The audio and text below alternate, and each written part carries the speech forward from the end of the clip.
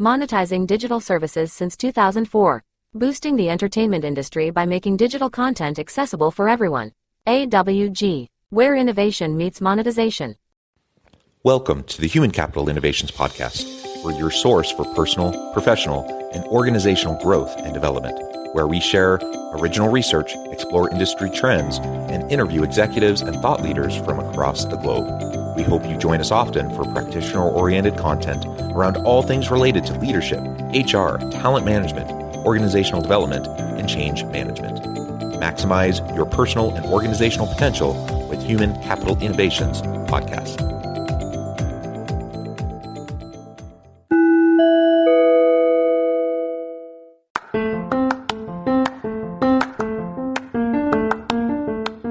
If you enjoy the Human Capital Innovations Podcast, enjoy ad-free listening by going to the Patreon page, and please consider contributing even at the producer or sponsorship level.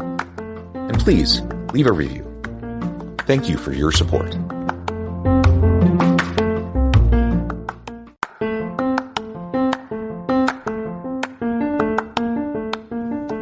Welcome to the Human Capital Innovations Podcast. In this HCI Podcast episode, I talk with Solange Charas and Stella Lupashore about the work of the future and the trends, the art, and the practice of transitioning to a reimagined workplace.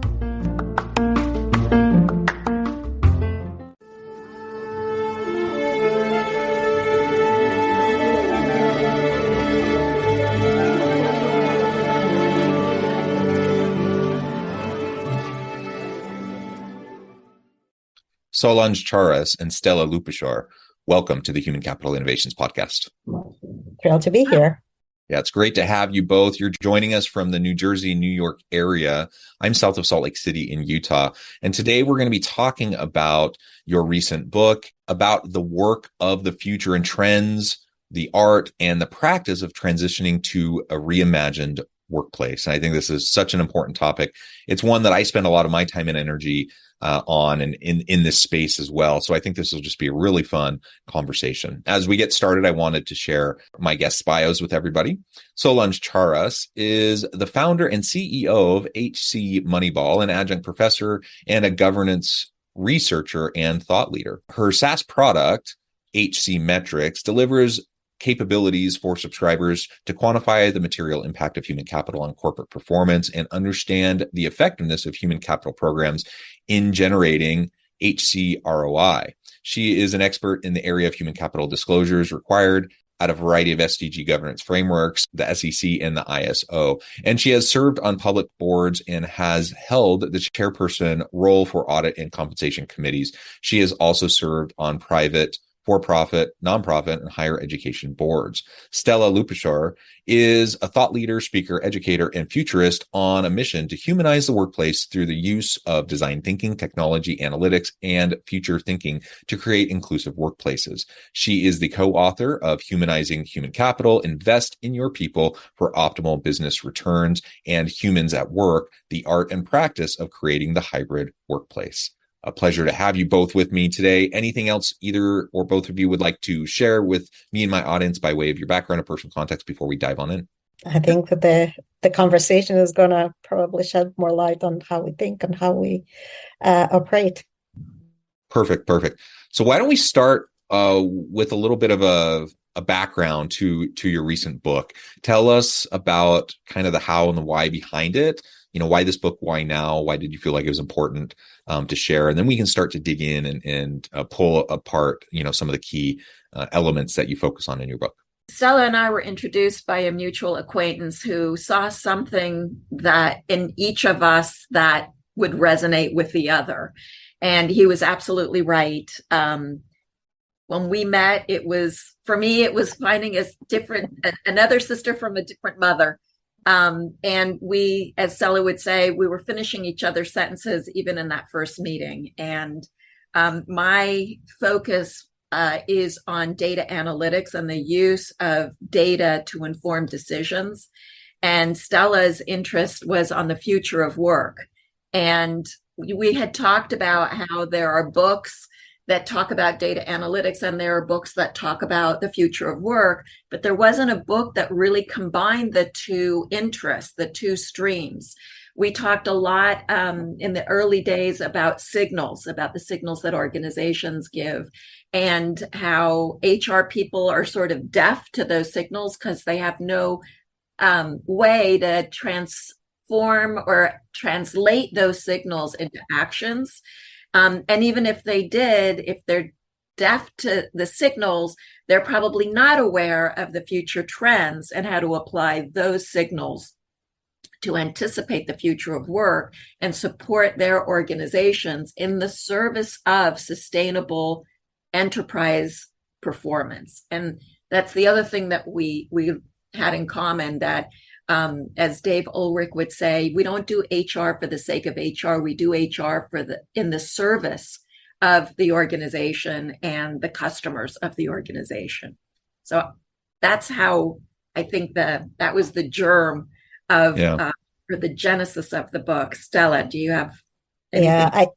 And we were talking about writing for quite some time. And when we did start, so pandemic started as well. So it, on one side, created the space for us to put down our thoughts. On the flip side, it also accelerated a lot of trends that we've been talking about.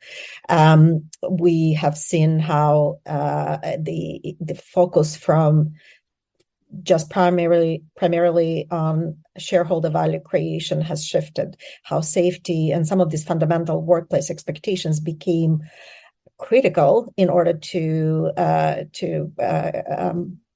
get access to your employees, be able to enable them to be productive and continue the operations as a business. So the timing couldn't have been more perfect for us to write this, because on one side we see an acceleration of a lot of these trends and the importance of workers. We also are privileged to have access to much more sophisticated technology and more types of data that we can use and analyze to detect some of those signals and then make informed decisions. Let me just add, timing is everything. So Stella was saying the timing was right about the writing of the book, but the timing is right for exogenous the market, right? And we're seeing a lot more pressure from different stakeholders for transparency around the impact of human capital management and human capital performance on enterprise level outcomes. So we're seeing investors asking for more transparency about workforce trends and workforce sustainability. We're seeing customers demanding more information about workforce conditions and LGBTQ and diversity as part of their purchase intent. And I think that's huge when you have a customer saying, I want to know what's going on in your organization about HR before I'll buy your product. That's huge pressure on CEOs and boards and executive management teams to not only understand what's going on, but to create the right story, the right narrative about human capital performance. And of course, we have employees, right? We have the millennials and the Gen Zs seeking their voice, I guess, exerting their voice, seeking agency.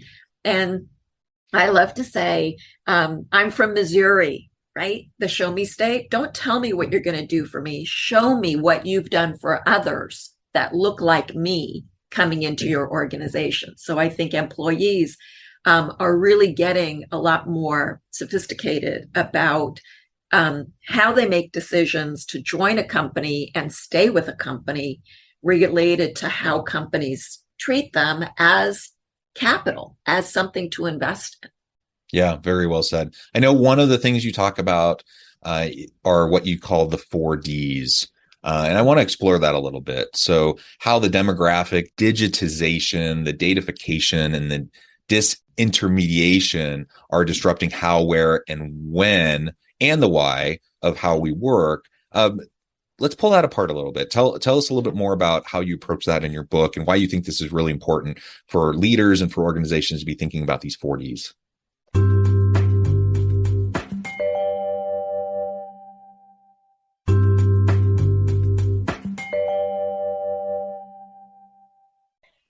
These are some of those bigger, longer term, slower trends. And many times as organizations, we think they may not impact us, or it may not impact our organization in the short term. Therefore, we shouldn't pay attention. But when we are looking at how during the pandemic, we saw distinct demographic changes or demographic segments that made different decisions. We had a lot more people who were kind of senior workers who decided to leave the workplace earlier because they wanted more safe conditions, or they were trying to find jobs and due to ageism, they couldn't, and they gave up looking. We saw a lot more women exiting the labor force because they couldn't cope with the responsibilities of home caring, homeschooling, and work, and balancing the two. We saw a lot more people in underserved, underprivileged, undertapped communities, disproportionately represented in essential workers who also then got laid off or furloughed. So we saw a lot of people moving away from metropolitan areas to further out into the second-tier cities, just because they wanted better quality of life, better proximity maybe to their families. And a lot of these movements and tendencies of different segments of our population are important because it impacts our ability to find this talent, to attract them, to engage. They may need different types of offerings from the organization, different type of support. So the more we can consider the needs and understand better what it's like to be a worker representing certain demographic segments, the more likely we'll be able to create more inclusive practices. The digitization. Wait. Let me add something on the demographics. So one of the key philosophies of our book is that human capital or business models have to evolve. They have been evolving. So, we started with a production business model where the bottleneck was how well and how fast we can make products. And then we moved to a technology-centric business model that actually employed and deployed technology to enhance the way we made decisions about it. Monetizing digital services since 2004. Boosting the entertainment industry by making digital content accessible for everyone. AWG, where innovation meets monetization. How we run our businesses. And I believe we're currently in a customer-centric business model where most organizations focus on the consumer and what they need to deliver to that consumer to organize the way they get work done. And Stella and I posit that we're actually in a transition, moving towards a more human capital-centric business model where organizations realize that the bottleneck is people and talent, and that their businesses depend on how well people and talent are managed for sustainable business outcomes. Along with that employee-centric business model needs to be a shift in the way we think about people. So the production and the technology and the customer business models really relied on standardization. And that standardization was reflected in the way that we treat people. We had one set of policies that everybody had to abide by, and one set of compensation approaches or reward approaches, or one set of talent management approaches. And what we're proposing is that with a human capital centric business model, the days of standardization have to go by the wayside. And we need to adopt a more personalized approach to the employee and addressing their needs. And that's why understanding your demographic becomes so important, because we've got 5 generations in the workplace. And those 5 generations don't have the same values, the same needs, the same desires, the same, interests in terms of the social contract between themselves and their organization. And the better we understand those different demographics, the better we'll be able to design programs that actually meet the needs of the demographic groups you have represented and generate higher levels of engagement, longer levels of tenure, lower levels of attrition, more inclusion in the workplace, because people can bring their true and authentic self to the workplace because they feel like they're being heard. So we have employee voice and agency also represented there. So understanding the demographics is really important, not only inside of your organization, but also understanding that the workforce is shrinking. There are just fewer laborers there. The baby boomers are retiring, and the millennials and the Gen Zs are going to comprise 75% of the workforce by 2025. Are you ready? Do you understand those two generations and what they need? And the generation that's coming after that, the alphas, right? So, sorry, I just wanted to augment that. So digitization. Digitization is really adoption of technology. And on one side, it enables us to interact differently, enables us to create new business models. It enables us to interact with organizations and brands in a very different way and create value for ourselves, for the society. And the beautiful part of and the kind of the negative side effect of it comes from the massive amount of data that gets generated. So on one side, we can analyze and understand patterns and detect some of those signals and be able to influence behavior in hopefully positive way. But obviously, it comes with significant amount of responsibility, because when it's misused or when skewed or biased data is being used to train algorithms that then normalize discrimination or normalize societal ills that we're currently trying to eradicate, all of that requires a very different human intervention and mindset in adopting and using, as well as in decision making. So that's where we foresee HR playing a significant role as more and more of these technologies get adopted, as more and more the analytics practices of people management get matured and increasingly use data, to really not forget that there is a human represented in that number, that there is a career, there is an aspiration, a future. So quantifying makes sense because it allows you to speak the language of the business and bring facts to the table. At the same time, it brings a very different degree of responsibility when using it. And then the last disintermediation is really around the value chain that gets disrupted by technology-first organizations that are moving into adjacent spaces to disrupt the value chain. So think of Amazon, right? The perfect example, where they started in the book retail business that moved into all sorts of other products, into cloud technology, into electronics, into content production, Oscars, going to space. There's not one single industry or sector that hasn't been affected or touched by this technology first company that now has created its own set of intermediaries, but disrupting the traditional incumbents. I like that when Stella says organizations that are adopting the 4Ds tend to scare the employee population. And the fear is, oh, my job is going to be replaced with a robot. So the first thing that Stella says, if you'll allow me to quote you, is we still need humans to run those robots. Yeah. So even if your job is being replaced, being automated, we still need humans to do work.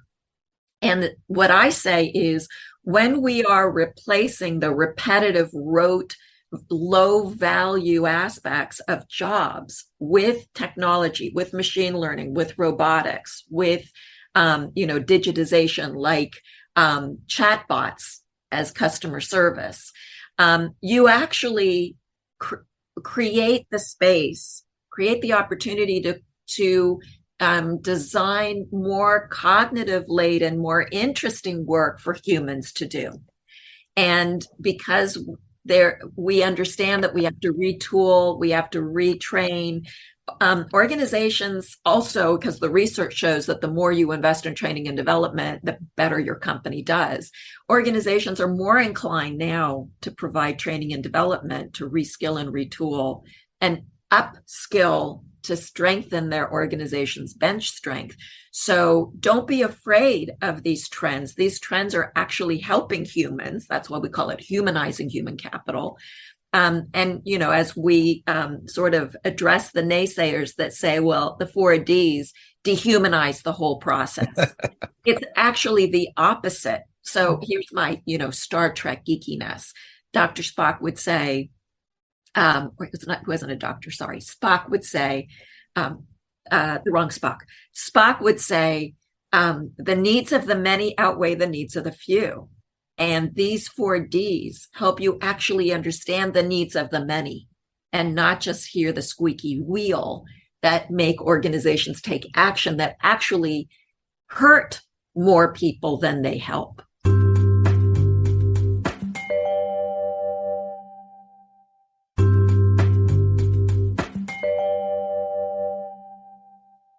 Yeah, well said. And I think as you're describing those 4Ds, of course, clear implications for the shifting nature of work and defining the future of work.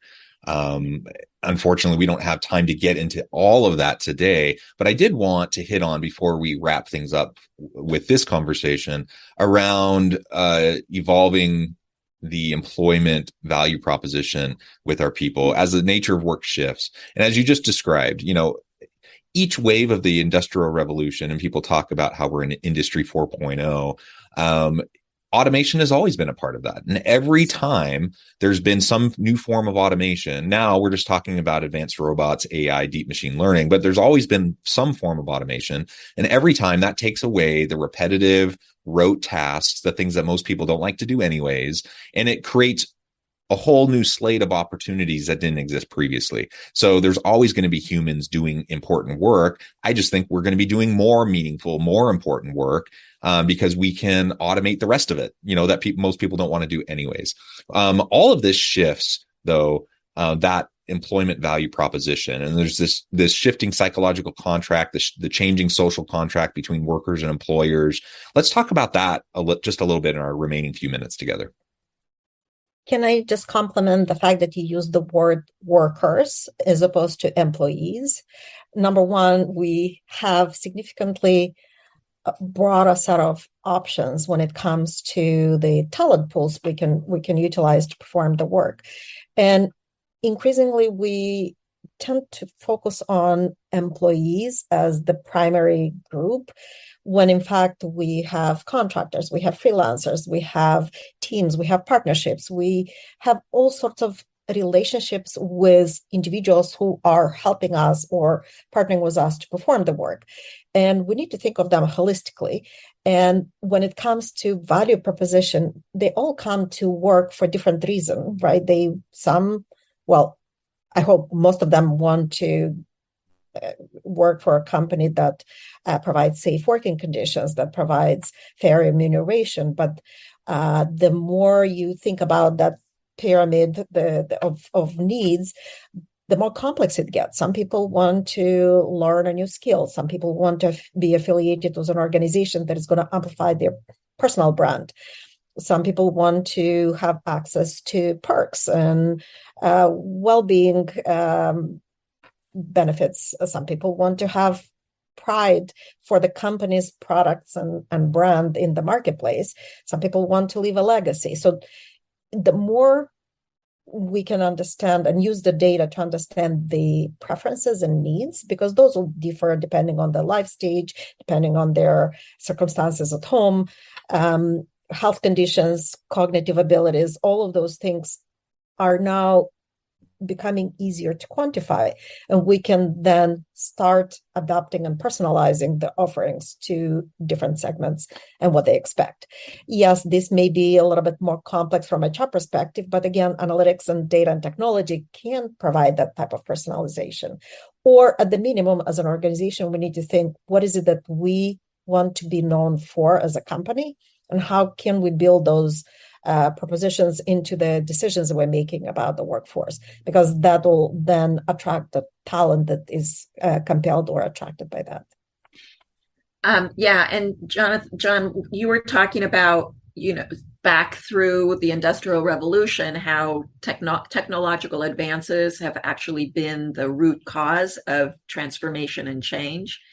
The one big difference going back to the 1700s, the beginning of the Industrial Revolution to today, is that we always had a growing labor force. The world population was growing. The world population is slowing down to the point where it's approaching zero growth and will go negative in the next 10 years or so, right, Stella? And that puts a different kind of pressure on organizations, because the one input into the business model, which is labor, is becoming more and more scarce. And that's why we think human capital centric business models is the future trend, because of that labor scarcity. So it's interesting to think of these sort of environmental differences. And I don't mean environment like green. I mean, work conditions, business conditions. And, John, you brought up a point about calling them workers, which Stella sort of supported. It's not just doing good business where we think about our input into the model that represents labor.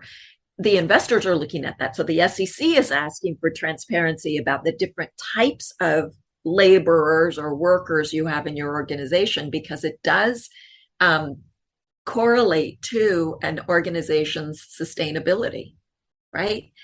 As I said before, 80%, or maybe I didn't say it yet, 80% of the US GDP is service oriented.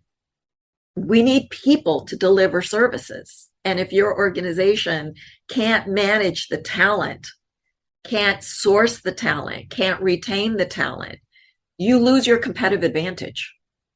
And that's why it's so central to a business model. And finally, the business model is catching up to what CEOs have been saying for the last 20 years. People are our greatest asset. Well, now it's time to prove that that philosophy is actually alive and well in your organizations. Yeah. Well said. Stella and Solange, it's been a real pleasure. I note the time, it's just flown by. We could go on and on and on all day, I think, but I do need to let you go. So before we wrap things up for today, I wanted to give you a chance to share with the audience how they can connect with you, find out more about your work, your teams, where they can find your book, and then give us a final word on the topic for today. So you can find us on LinkedIn, Stella Lupushor and Solange Charas. You can find more details about the book and where to purchase it on humanizinghumancapital.com. So that's the name of the book, the name of the website as well. And if there is one word of kind of closure, we think a lot of transformation and change has to happen at bigger scale, at societal scale, but many times the way humanizing is experienced is one person at a time, is how you choose to react, how you choose to make a decision, how you choose to have empathy for your colleague or your direct report. So always, we always are presented those opportunities to bring that humanity back into the work environment. So I would encourage everyone to take advantage of those moments when they occur. Wonderful. Thank you so much. I'm all for a human-centric workplace. I think you've shared so many great insights here, and there's many more to be unpacked from your book. I encourage my audience to reach out, get connected, find out more about what Stella and Solange can do for you. And as always, I hope everyone can stay healthy and safe, that you can find meaning and purpose at work each and every day. And I hope you all have a great week.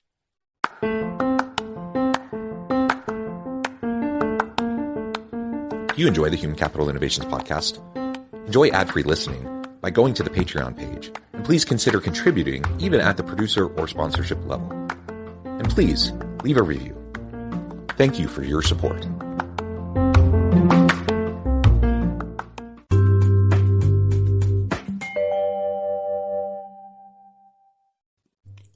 Thanks again for joining us for this episode of the Human Capital Innovations podcast. I hope you stay healthy and safe and that you have a great week.